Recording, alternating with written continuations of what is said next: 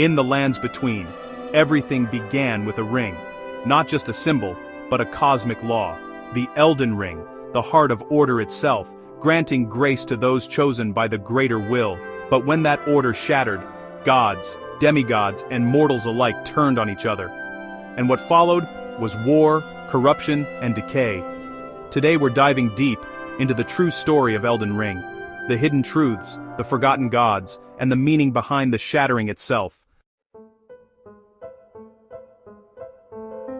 Long before your Tarnished ever drew breath, the lands between were ruled by powers beyond human understanding, the outer gods, among them, the greater will, a being of order, control, and cosmic design. Through its agents, the two fingers, the greater will shaped the lands between, birthing the Erdtree as a golden beacon of its divine law. The Erdtree's light was grace, literal fragments of the Elden Ring's power, and those who basked in it lived under the Golden Order. But not everyone bowed to that light. Not all believed the greater will deserved its throne. At the heart of the lands between, a new age was forged in gold. This was the era of the Golden Order, and at its center stood Queen Marika the Eternal. Chosen by the cosmic entity known as the Greater Will, she ascended from a mere Numen to become the vessel of its power. A living goddess, ruler of all. She established a dynasty, bearing demigod children who would inherit a world of supposed perfection. Yet, beneath the gilded surface, dissent was stirring within the goddess herself. Marika was more than a servant. She was a mother grieving a profound loss, a rebel questioning her faith, and ultimately, a prisoner of the very divine expectation she was meant to embody. And then, there was Radagon. Initially a champion of the Golden Order, a leal hound who waged war in its name.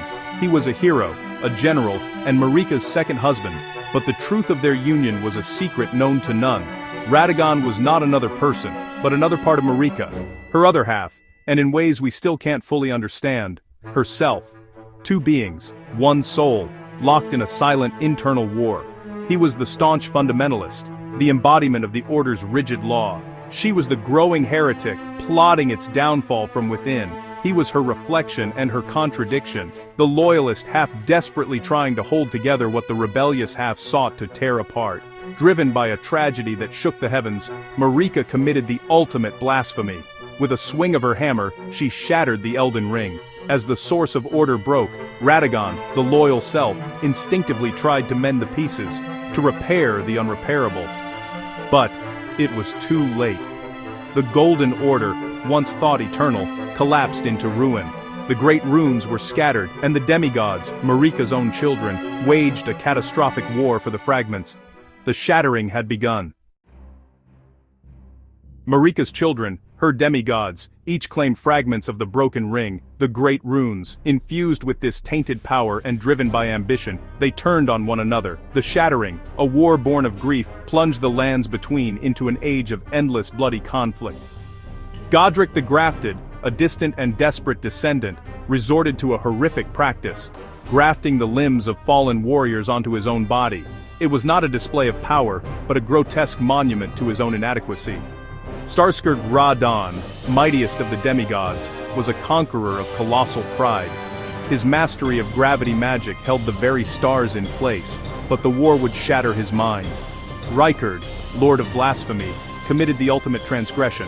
He allowed an immortal serpent to devour him, becoming a coiled, writhing mass of ambition, with a singular goal, to devour the very gods themselves. In the capital, Morgoth the Omen King ruled from the shadows. Born with the reviled Omen curse, he ironically became the Erdtree's most fervent protector, a loyal son to a divine family that never loved him. Morgoth's twin, Mog, also bore the Omen curse but embraced heresy.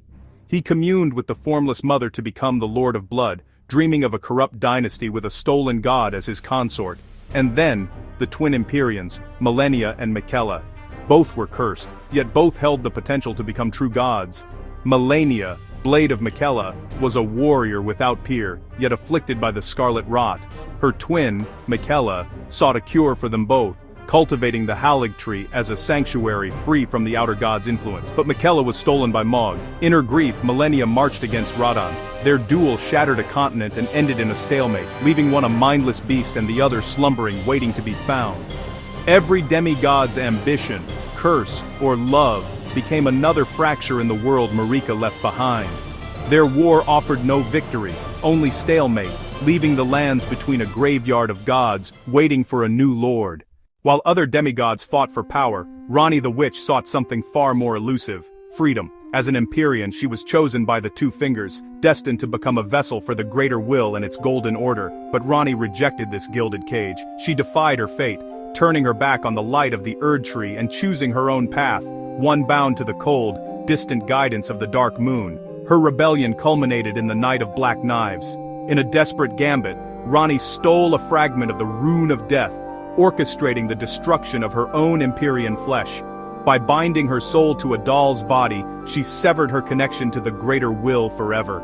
It was this cataclysmic act that set in motion the events that would one day lead you, the Tarnished, to her side. Now she asks you to join her cause. Together, you can end the influence of the Greater Will, ushering in the Age of Stars. This new era will be one of cold night and profound mystery, where the fate of the world is taken far from the lands between. It is an age of freedom from divine control, where every soul must find its own way through the chilling, silent dark. But such a profound change, a freedom so absolute, is not won without sacrifice. It always comes with a cost. At the end of your journey, the truth of the Golden Order is laid bare. Radagon and Marika are revealed as one, two halves of the same divine being, forever bound and broken, and beyond them waits the Elden Beast, a cosmic avatar of the Greater Will itself. Your final battle isn't just against gods, it's against the very idea of destiny, of a world where someone else decides what order means. In Shadow of the Erdtree, the lore deepens even further. We step into the Land of Shadow, a forgotten realm where Marika once walked, and where Miquella's true story unfolds. Here, we uncover the ancient roots of the Erdtree, confront new outer gods, and learn what really happened before the Golden Order took shape. The expansion doesn't just add more bosses, it rewrites what we thought we knew about grace, sin, and sacrifice.